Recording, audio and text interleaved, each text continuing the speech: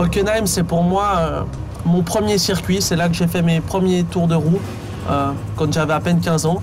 C'est aussi un circuit où il y a beaucoup de dépassements pour vraiment prendre les aspirations et dépasser. Hockenheim, 4,6 km, 72 tours, 307 km au total. 5 longues lignes droites, 4 virages lents, 3 possibilités de dépassement, vitesse maximale de 306 km/h. On est à Hockenheim ici dans le Red Bull F1 Simulator pour un tour de circuit. Premier virage très rapide à angle droit, il faut vraiment prendre le plus de vitesse possible. Et maintenant on arrive déjà dans le deuxième virage qui est donc très important.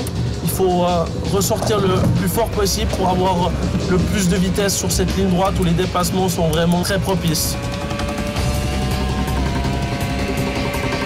Maintenant, il faut rester le plus à l'intérieur possible ici pour faire le moins de mètres possible. Arrivé au bout de cette épingle, le freinage est vraiment très important. On a maintenant cette sortie, ne pas toucher les bordures à la sortie du virage. On a ce petit droit à fond ici avant d'arriver dans l'arène Mercedes. Un virage très important pour faire la différence.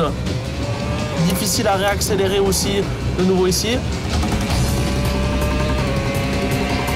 Maintenant, on attaque vraiment la dernière partie du circuit.